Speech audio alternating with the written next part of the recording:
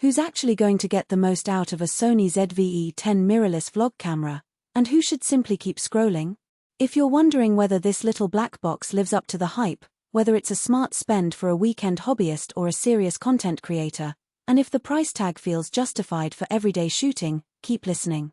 Link is in the description if you want to check the product details on Amazon. I've spent the last few weeks digging through forum threads, watching a handful of real-world test videos, and trying to separate the hype from the practical day-to-day experience, so let's walk through what matters before you click Add to Cart. First off, the biggest hesitation people have with the ZV-E10 isn't about specs on paper, it's about how it actually feels when you hit record on a coffee shop interview or a nighttime cityscape.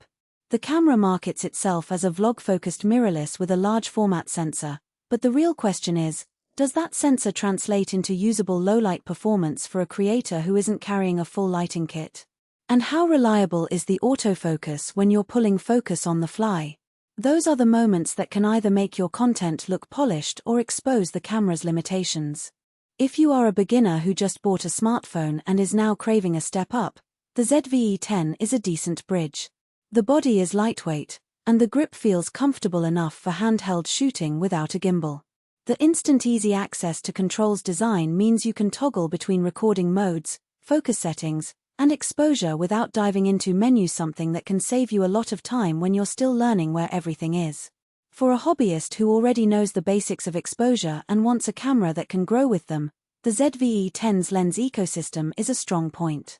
Sony's mount lenses are abundant, ranging from cheap pancake primes to high-end zooms, so you can start on an inexpensive kit lens and upgrade as your needs evolve. However, there are clear scenarios where the ZV-E10 might not be the best fit.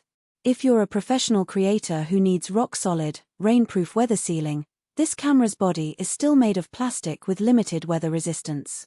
Likewise, if your workflow revolves heavily around 4K at 60 frames per second or you need in-camera log profiles for heavy color grading, the ZV-E10 falls short of the higher-end Sony Alpha line that offers those features natively. The battery life is another practical weakness. A single charge will get you roughly 8,090 minutes of continuous shooting, which can be a problem when you're out shooting a full day of content without the ability to swap batteries quickly. Sony's grip-type batteries are not interchangeable with this model. Now, let's talk about autofocus confidence.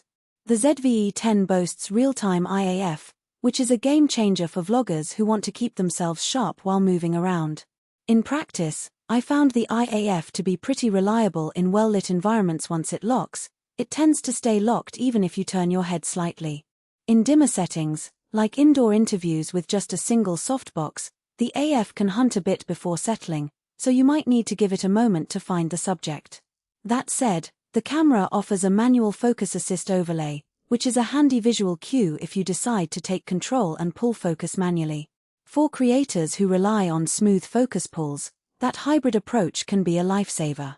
Low-light behavior is where many mirrorless cameras get judged harshly, and the ZV-E10's 24-megapixel APS-C sensor does a respectable job up to about ISO 3200. In real-world clips of a dimly lit restaurant, the footage retained decent detail without becoming overly noisy, especially when you enable the built-in noise reduction. Yet, if you frequently shoot after sunset without adding lights, you'll notice a grainier texture compared to full-frame alternatives. Think of it as good enough for most casual nighttime vlogs, but not for a polished cinematic piece. Stabilization is built into the body as a 5-axis sensor shift system. For handheld shooting, it smooths out minor shakes and lets you walk around while still delivering steady footage. I tested it on a brisk walk downtown with a simple 16mm lens, and the footage felt surprisingly smooth. No need for an external gimbal for basic movement. But keep in mind that the stabilization isn't as aggressive as a dedicated gimbal, so fast pans or runs will still produce a noticeable wobble. If your content requires dynamic motion shots, you'll likely need additional gear. Menus on Sony cameras are notorious for being a bit of a maze, but the ZV-E10 tries to simplify things. The top dial mode selector is labeled in plain English: video, photo, and playback, so you won't spend 10 seconds hunting for the right setting.